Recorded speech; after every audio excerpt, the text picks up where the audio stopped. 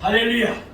오늘 또 거룩고 복된 날 주임제에 나오신 귀하신 성도님들, 그리고 온라인으로 예배를 드리시는 귀하신 성도님들을 축복합니다. 오늘은 사도행전 2장 1절에서 4절 말씀을 본문으로 성령의 기름 부으심을 받으라 라는 제목으로 말씀의 은혜를 나누겠습니다. 5월 장미의 계절, 참으로 거리마다 장미꽃이 아름답게 피어 있습니다. 그런데 안타깝게도 코로나 바이러스로 인해서 우리가 그런 자연의 아름다움도 자유롭게 관람할 수가 없는 그런 상황들 속에서 살아가죠. 그런 하나님의 은혜로 자연은 그대로 꽃이 피고 이렇게 해가고 있는데 우리 인간들은 그렇게 마음대로 할 수가 없어서 참으로 안타깝습니다. 오늘은 성령 강림 주일입니다. 성령 강림절은 다른 말로 오순절이라고 합니다. 성령 강림 주일은 교회가 지상에 탄생한 날이기도 합니다. 그러니까 모든 교회의 생일이 바로 성령 강림절이라는 것입니다. 아멘. 따라서 교회적으로도 아주 중요한 날입니다. 예수님께서 십자가에 죽으셨다가 사흘 만에 부활하셔서 40일 동안 이 땅에서 하나님의 나라의 일을 말씀하셨습니다. 그리고 지상사역이 모두 완성되었다 하나님 우편으로 승천에 올라가셨습니다. 그러나 승천하시기 전에, 그러니까 하늘나라로 가시기 전에 줄곧 강조하신 말씀이 있습니다. 아버지의 약속하신 것을 기다리라는 말씀입니다. 그 약속하신 것이 바로 보혜사 성령인 줄로 믿습니다. 예수님은 지상사역을 마치시고 떠나시지만 저희들을 그와 같이 내버려두지 아니하시고 성령을 선물로 보내주시겠다고 그랬습니다. 심지어는 예수님이 떠나고 성령이 오셔야 우리에게 유익하다고까지 말씀하셨습니다. 왜 그러셨을까요? 예수님은 인간이시고 안전한 신이시니까 각 사람 개인별로 역사할 수는 있습니다. 그러나 성령님처럼 많은 사람들에게 전체적으로 역사하기는 어렵잖아요. 그래서 더 유익하다고 말씀하신 것입니다. 예수님은 성경대로 승천하셨습니다. 하늘로 올라가셨다는 것이죠. 그리고 제자들은 주님의 약속을 믿고 성령을 사모하며 기다렸습니다. 장소는 마가의 다락방이요 모인 무리는 120명이었습니다. 그들은 오직 마음을 다하여 기도하며 기다렸습니다. 전혀 기도에 힘썼다고 말씀합니다. 다른 것 생각하지 않고 다른 일 하지 않고 전혀 기도에만 힘썼다는 것입니다. 오늘 말씀을 통해 우리가 성령의 역사에 대해서 좀 더 깊은 이해를 갖게 되기를 원합니다. 또 성령의 충만한 기름 부음을 받으셔서 성령의 역사와 인도하심으로 이 코로나 바이러스 상황을 슬기롭게 잘 이겨내고 날마다 승리하는 우리 모두가 되기를 축복합니다. 자, 오늘 본문 1절 말씀을 보시겠습니다. 오순절 날이 이미 이름에 그들이 다 같이 한 곳에 모였더니 아멘. 때는 오순절 날이 되었을 때입니다. 오순절은 6월절로부터 50일째 되는 날이라고 해서 붙여진 이름입니다. 그러니까 다소도 열순에서 오순절이죠. 고린도전서 15장 6절을 보면은 부활하신 예수님은 500여 형제에게 일시에 보이셨습니다. 그러니까 500여 명이 형제들이 예수님을, 부활하신 예수님을 보았습니다. 또 승천하신 예수님을 그들이 보았습니다. 그런데 사도행전 1장 15절을 보면 모인 무리가 몇 명이라고 되어 있습니까? 120명이라고 되어 있습니다. 그들은 500명 중에서 남은 제자들이었습니다. 그러니까 500명 중에서 120명이니까 약 380명은 제갈길로 갔다는 거죠.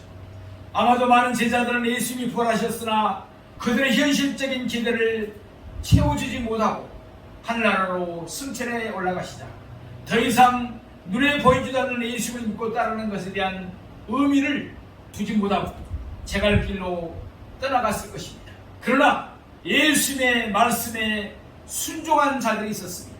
그 120명 남은 자들은 마가의 다락방에 모여 마음을 같이하여 전혀 기도에 힘썼습니다. 맨날이 못되어 성령으로 세례를 받으러 가신 주 예수님의 말씀을 붙잡고 그들은 간절히 기도했던 것입니다. 성령을 보내주시옵소서. 성령을 보내주시옵소서. 그들은 간절히 기도했습니다. 하루 이틀 사흘 나흘이 지나도 아무 응답이 없을지라도 그들은 주 예수님의 말씀을 믿고 간절히 기도했습니다. 그러기를 일주일이 지나 오순절날이 이미 이르렀을 때였습니다. 보통 오순절에는 전 세계에 흩어져 살던 유대인들이 예루살렘에 모여 하나님께 제사를 지내고 큰 축제를 벌였습니다. 당시 온 예루살렘은 축제의 분위기로 요란하였을 것입니다. 그렇지 않겠습니까? 각 나라에 흩어져 살았던 유대인들이 모여들었으니 자기 친인척들도 만나고 얼마나 하나님께 제사를 드리고 기쁨 속에서 밖이 축제 분위기에 있었지 않겠습니까? 그러나 남은 제자들은 아무도 축제 분위기에 휩싸이지 않았습니다. 그들은 다 같이 한 곳에 모였습니다.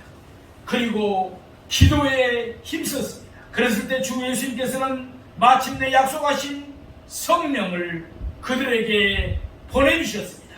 우리 오늘 본문 사도행전 2장 2절에서 3절 말씀을 큰 소리로 우리 합독하시겠습니다. 호련히 시작. 호련히 하늘로부터 급하고 강한 바람 같은 소리가 있어 그들이 앉은 온 집에 가득하며 마치 불의처럼 갈라진 것들이 그들에게 보여 각 사람 위에 하나씩 임하여 있더니. 아멘. 제자들에게 성령이 임하는 장면을 기록한 이 말씀에서 우리는 성령의 특징을 상고해 볼 수가 있습니다. 성령의 특징 첫째로는 성령님은 호련히 임하셨다는 것입니다. 제자들이 전혀 이때 오실 것이라고 예기치 못한 순간에 갑자기 임하셨다는 것입니다. 이는 성령께서는 사람의 기대와 생각에 개의치 않으시고 철저히 자의적으로 역사하심을 우리가 알 수 있습니다. 우리는 종종 사람들의 마음이 갑자기 변하는 것을 체험합니다. 예를 들면 어떤 성도님은 부흥회 때 갑자기 안하겠던 마음이 변해 예수님을 영접하기도 합니다. 저 사람은 도저히 예수 믿을 사람이 아니었다. 그렇게 생각했던 사람도, 그 안하겠던 사람이었던 사람들도 여러 가지 통로를 통해서 성령님이 호련히 임하심으로 예수님을 영접하게 되는 것입니다. 이 자리에 있는 우리 모두도 성령의 역사이기도 합니다.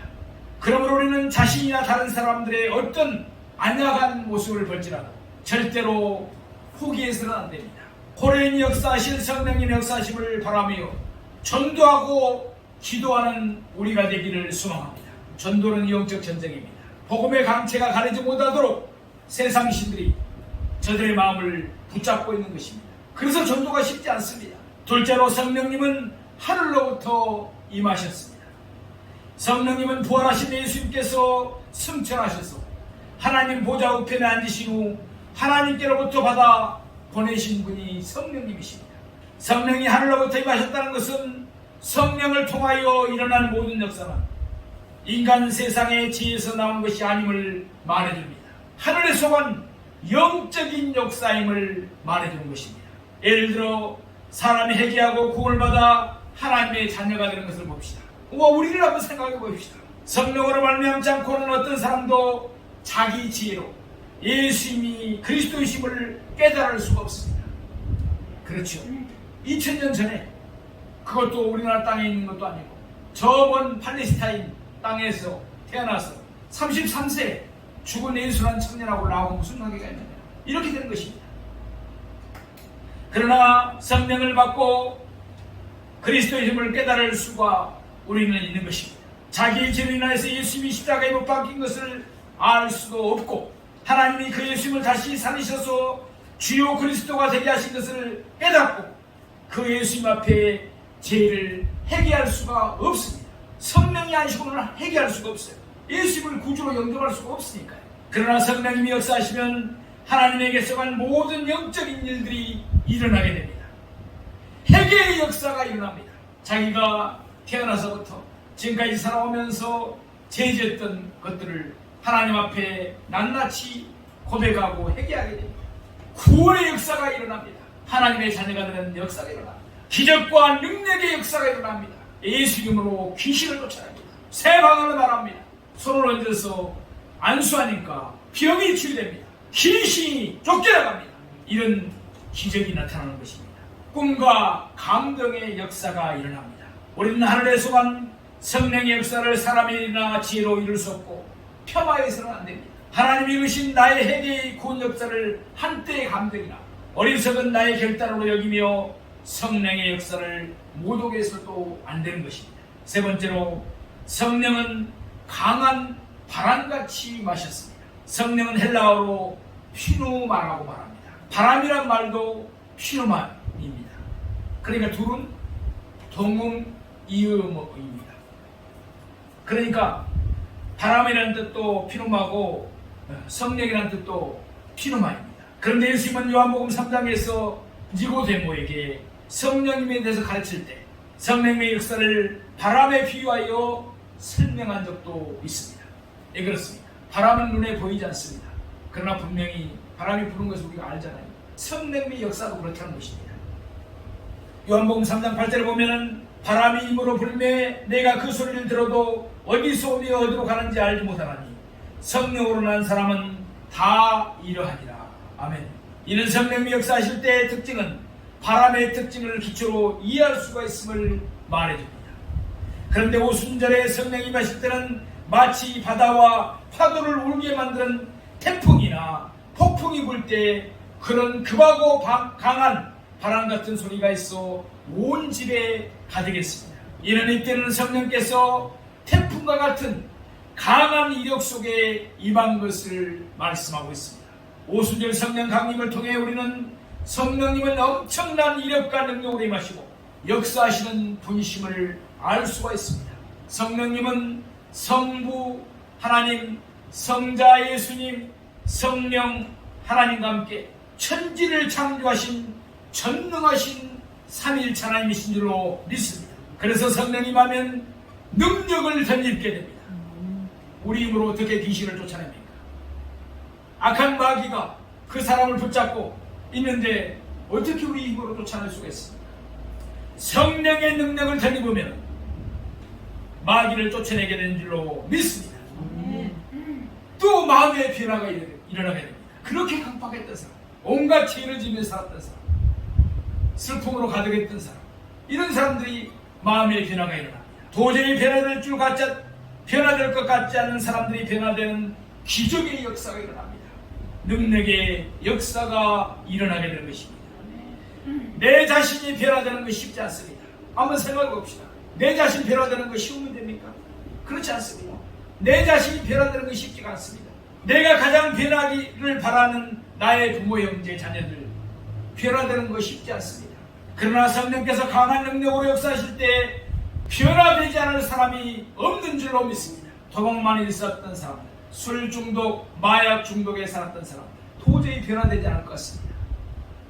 그런데 성령님이 역사하시면 그들도 술 중독에서 담배 중독에서 완전히 마약 중독에서 해방되고 새 사람이 될 줄로 믿습니다. 사울과 같은 교만한 율법주의자가 바울과 같은 사랑이 충만한 복음주의자로 변화되는 역사가 일어나게 되는 것입니다. 어떤 돌덩이같이 안약한 마음을 가진 사람이라도 성령이 이미 역사하시면 변화되지 않을 사람이 없는 줄로 믿습니다. 그런데 오해하지 말아야 할 것은 우리가 성령을 받는다고 할 때 꼭 오순절 때와 같이 태풍이 임하시듯 그 임하기를 기대할 필요는 없다는 것입니다. 성령은 때때로는 비둘기같이 조용하고 평화롭게 임하기도 합니다. 예수님이 세례를 받으실 때 비둘기 같은 성령이 임하셨다고 했습니다. 또 믿는 자들의 마음속에 생수와 같이 흘러 참 만족과 기쁨을 주기도 합니다. 성령은 하나이지만 다양하게 역사하십니다. 약속하신 성령은 예수님의 증인으로 살고자 하는 사람들을 위해서 이미 오순절에 강림하셨습니다. 그리고 이제는 각 사람에 맞게 인격적으로 다양하게 임하시는 줄로 믿습니다. 네 번째, 성령은 불의 혀같이 갈라짐으로 임하셨습니다. 성령을 불로 상징하는 것은 불은 어둠을 밝히기 때문에 그렇습니다. 이 세상에 사는 사람들은 본다고 하나 실제는 장애입니다. 밝다고 하나 어둡습니다. 왜냐하면 어디서 와서 왜 살며 어디로 가는지를 모르기 때문에 그렇습니다. 칠흑같이 어두운 세상에 무엇을 먹을까, 무엇을 입을까, 무엇을 마실까만 생각하고 부귀 영화 공명만 찾는데, 또 쾌락만 찾는데 정신을 기울이다가 모두 다 캄캄한 지옥으로 떨어져 가는 것입니다.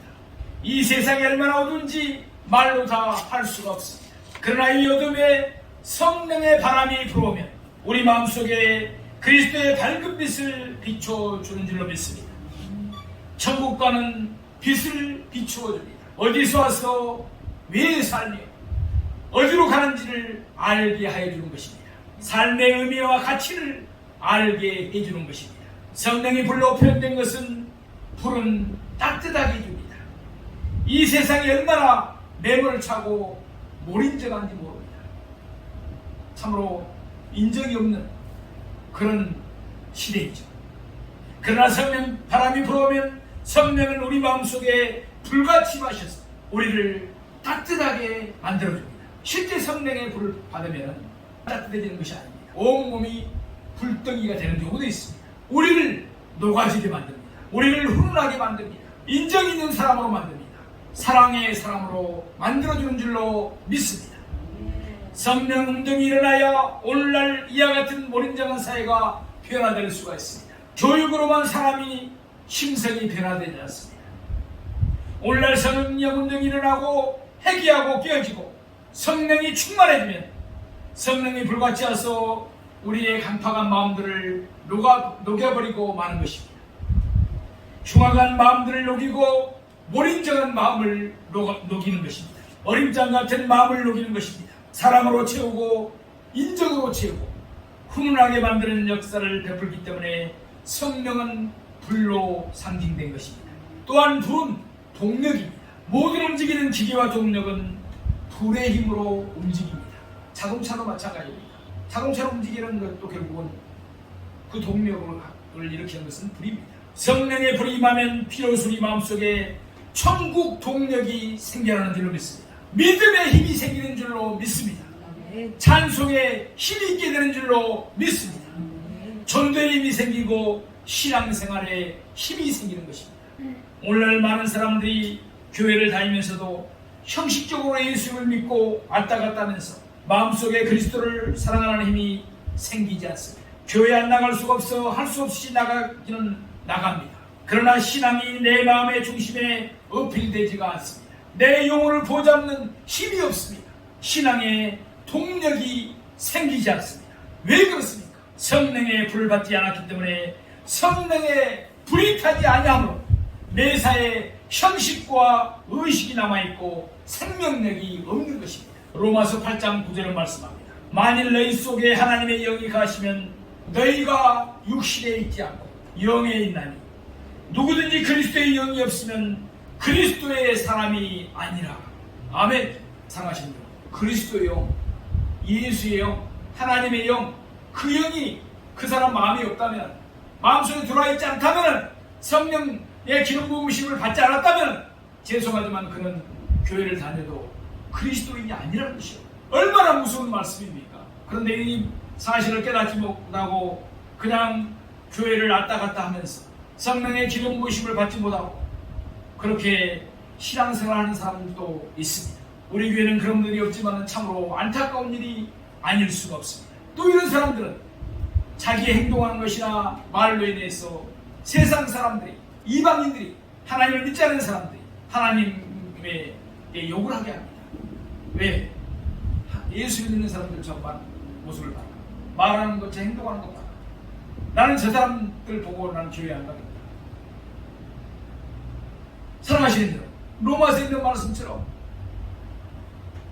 하나님을 믿는다고 하면서도 성령 안 받고 성령의 기름 부음을 받지 않고 온갖 죄악 속에 살면서 함부로 말하고 함부로 행동하는 것 때문에 세상 사람들로부터, 예수를 믿지 않는 이방인들로부터 하나님의 이름이 모욕을 받는다는 것입니다. 얼마나 안타깝고 부끄러운 일입니까?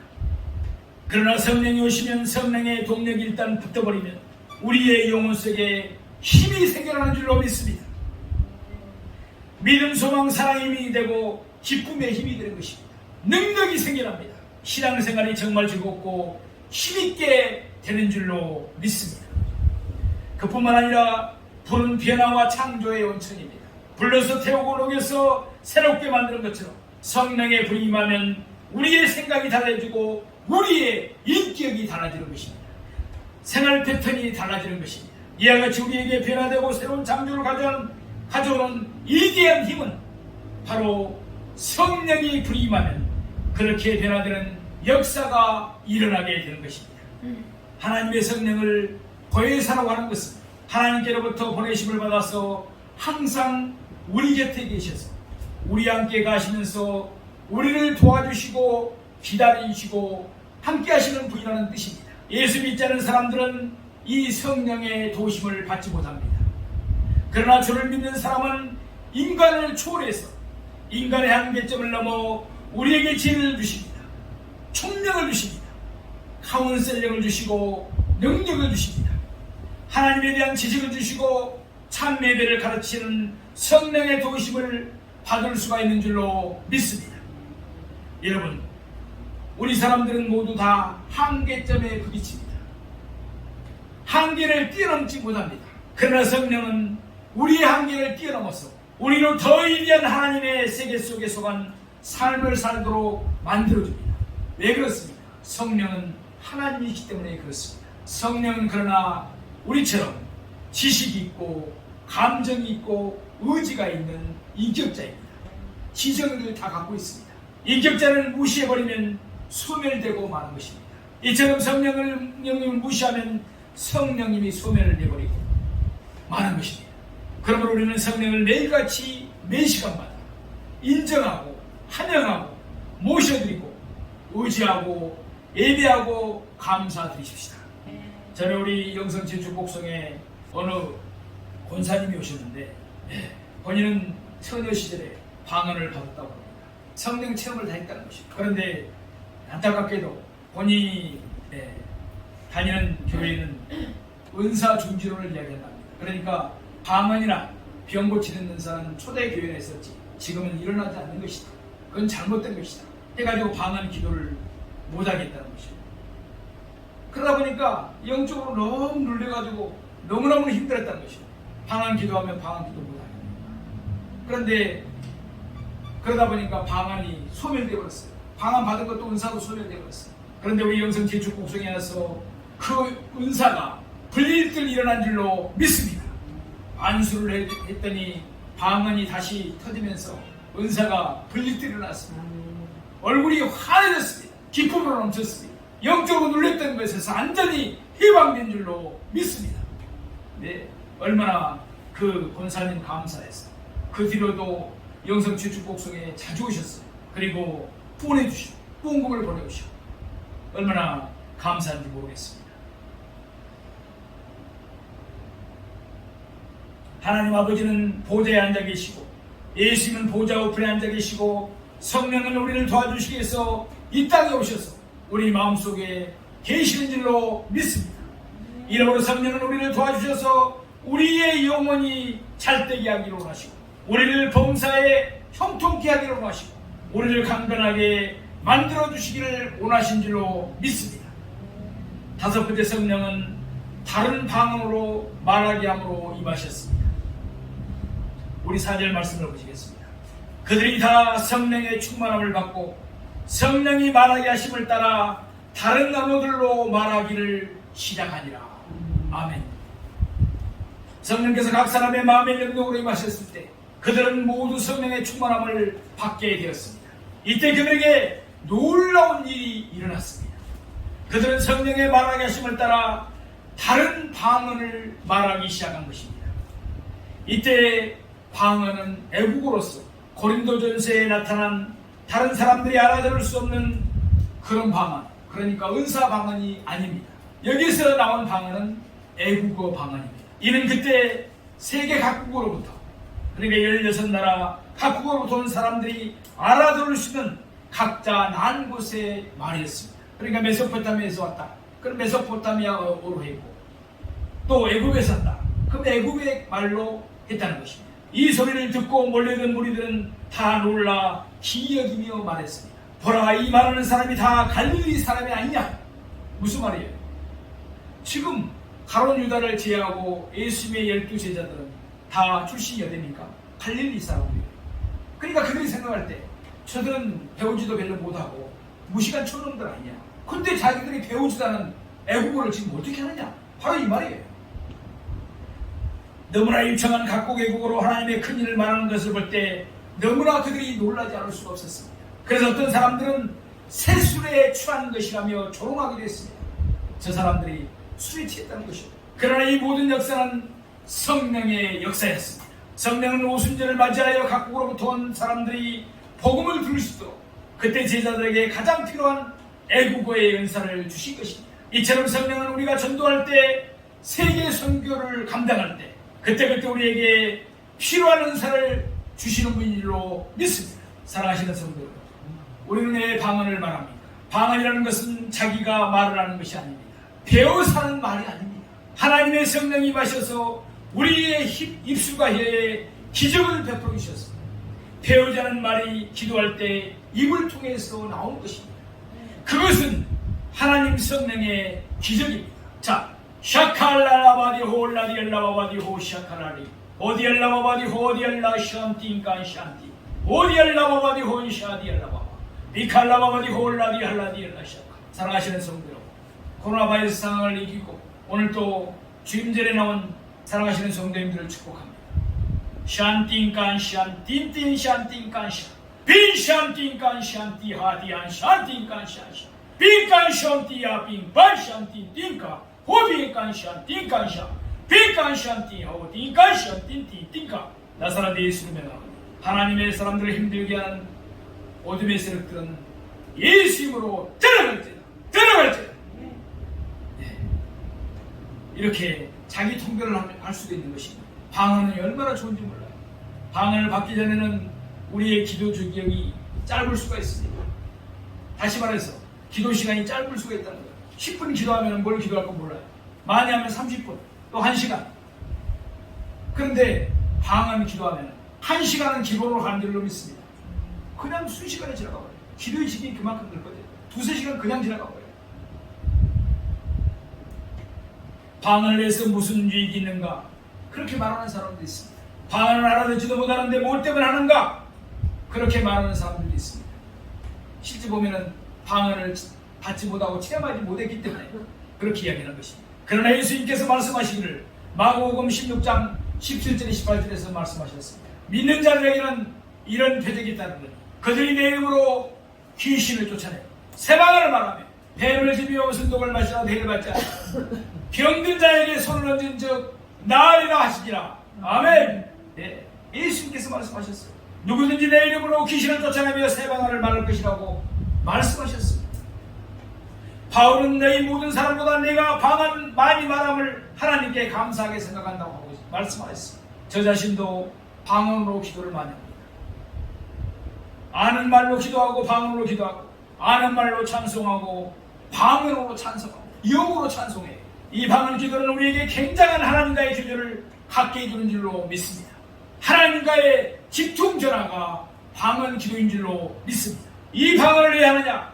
우리는 하나님께 비밀을 말하기 위해서 방언을 말합니다. 고린도전서 12장 14장 2절에 보면은 방언을 말하는 자는 하나님 사람에게 하지 아니하고 하나님께 하나니 이는 알아듣는 자가 없고 그 영으로 비밀을 말함이니라. 아멘. 세상 사람들은 알아듣지 못합니다. 그러나 방언 말하는 사람은 그 영으로 하나님과 비밀을 말하는 것입니다. 우리가 방언으로 말하면 영으로 하나님과 비밀을 말하게 됨으로써 하나님과 굉장히 가까워집니다. 그러므로 방언으로 기도하면 하나님의 영광이 우리 영혼 속에 충만하게 느껴지게 되는 것입니다. 우리가 방언 기도할 때 실제 느끼시잖아요. 아, 정말 하나님의 영광이 나의 영혼을 완전히 휘어잡구나. 기쁨으로 얼마나 충만해지는지 모릅니다. 또 성경에는 방언을 말하는 자는 자기의 덕을 세운다고 말합니다. 고린도전서 14장 4절에 보면은 방언을 말하는 자는 자기의 덕을 세우고 예언하는 자는 교회의 덕을 세우나니. 아멘. 예언을 잘하고 설교를 잘하면 그 듣는 사람들의 마음에 신앙의 덕이 차곡차곡 쌓여집니다. 그런데 방언을 말하는 자는 자기의 신앙의 덕이 쌓여진다는 것입니다. 신앙이 자라지 않고 신앙이 약한 사람은 방언으로 많이 기도할 때 그 마음속에 영적인 충전이 되어서 신앙의 덕이 쌓여지는 것입니다. 그 다음에는 또 우리가 방언을 말하는 것은 우리가 기도할 줄 모를 때 성령이 우리에게 대신으로 기도를 해주는 것입니다. 내가 기도하지 못할 때, 답답할 때 이웃 사람에게 기도를 우리가 부탁하지 않습니까? 그처럼 우리가 정 답답할 때는 하나님의 성령이 우리를 위해서 대신 기도를 해준다는 것입니다. 로마서 8장 26절입니다. 이와 같이 성령도 우리 연약함을 도우시나니 우리가 마땅히 빌 바를 알지 못하나 오직 성령이 말할 수 없는 탄식으로 우리를 위하여 친히 간구하시느니라. 아멘. 성령께서 친히 우리 마음을 통해서 직접 기도해 주신다는 것입니다. 그러므로 사랑하시는 여러분, 우리는 무시로 시도 때도 없이 하나님의 성령의 감동으로 기도하고 싶을 때는 엎드려 방언으로 기도하십시다. 예를 들어서 버스나 전철을 타고 가면서 우리는 마음속으로 기도해 주셔야 됩니다. 저도 그렇습니다. 버스를 탄다든지 전철을 타고 갈 때도 우리는 스마트폰을 요즘을 통해서 성경책을 안 가져봐서 스마트폰에서 통해서 성경을 들을 수도 있습니다. 내시발 걸음 들을 수도 있죠. 또 성경을 볼 수도 있습니다. 그렇지 않으면 조용히 눈을 감고 마음속으로 방언으로 기도합니다. 또 저 같은 경우에는 운전을 할 때도 방언으로 기도하는 경우가 많습니다. 운전을 하면서 방언으로 기도해요. 사랑하시는 여러분, 감독이 되시면 가정에서도 TV를 보면서 또 설거지를 하면서 무시로 기도하는 우리가 되기를 소망합니다. 예, 방언으로 기도하십시오. 그러면 아직까지 우리에게 닥쳐오지 않은 미래의 사건에 대해서 하나님이 더 큰 축복의 문을 열어주실 줄로 믿습니다. 또 위험을 미연에 방지해 줄 줄로 믿습니다. 또한 방언 기도는 이 복잡하고 단란한 세상 속에서 스트레스를 해소시켜줍니다. 많은 병의 원인이 뭐 때문에 온다고 합니까? 의사분들도 이야기하죠. 약 70%, 80%가 마음의 스트레스로 인해서 온다는 것입니다. 그 스트레스를 해소시키는 것이 바로 방언 기도라는 사실을 명심하시기 바랍니다. 마음의 염려, 근심, 고통, 괴로움, 무서운 경쟁 속에 우리들은 스트레스가 쌓일 수밖에 없습니다. 사람들은 그러므로 정신적으로 불안하고 고통 속에 있고 수많은 사람들이 정신병에 걸립니다. 이런 정신적인 스트레스에서 우리를 해방시켜주고 구쌤을 넣어주고 이루어주는 것이 무엇입니까? 방언은 우리 정신적인 건강을 가져와 줍니다. 성령님은 우리를 이루어 주십니다. 그러므로 미국의 어느 종교단체에서 발표한 것을 보니까 방언을 말하는 사람 중에 정신병원에 입원해 있는 사람이 한 사람도 없다는 것입니다. 할렐루야! 얼마나 감사한 일이에요. 이사야 28장 11절에 12절 말씀에 보면은 그러므로 생수한 입술과 다른 방언으로 이 백성에게 말씀하시리라. 전에 그들에게 이르시기를 이것이 너희 안식이요 이것이 너희 상쾌함이니 너희는 곤비한 자에게 안식을 주라 하셨으나 그들이 듣지 아니하셨으므로 라고 말하고 있습니다. 오늘날 많은 기독교 신자들이 마음의 기쁨을 잃어버리고 곤비하고 예수 믿는다면서 피곤해지는 것은, 곤비 속에 살아가는 것은 성령 충만하여 성령의 말하게 하심을 따라 다른 방언으로 말하게 하는 은혜를 받지 못했기 때문에 그렇습니다. 다른 방언으로 말하는 사람은 이 곤비함을 이기고 마음의 안식과 상쾌함을 언제나 누릴 수가 있는 것입니다. 이렇기 때문에 성령이여 방언으로 임하여 주시옵소서. 충만한 방언으로 임하여 주시기를 우리 기도해야 될 줄로 믿습니다. 2000년 전 오순절 성령 강림은 유럽을 중심으로 세계사를 온통 바꿔놓았습니다. 그때 영국은 해가 지지 않은 나라라고 했습니다. 영국이 세계를 다 제패했었죠. 그 성령의 바람은 미국으로 건너갔습니다. 이제 미국이 세계에 영향력을 가장 많이 끼치는 나라가 됐습니다. 전 세계로 불러닥쳤습니다. 마침내 한국 강산에 140여 년 전에 불러닥쳤습니다. 이제 꺼질 줄 모르는 성령의 불길로 이 강산을 복음으로 태우고 있는 것입니다. 우리나라 전국에 약 5만여 교회가 설립되어 있습니다. 얼마나 감사한지 모릅니다. 전에는 저희 어렸을 때만 봐도 그 마을에 이런 데 보면 한두 명 정도 이렇게 정신 이상자들이 있었어요. 물론 지금 정신병이 많이 생기긴 했습니다만 정신병원이 교회들로 인해서 예수를 믿고 그런 정신적으로 영적으로 시달렸던 사람들이 다 고침을 받은 줄로 믿습니다. 아멘. 아멘. 예, 얼마나 감사한 일이 뭐예요.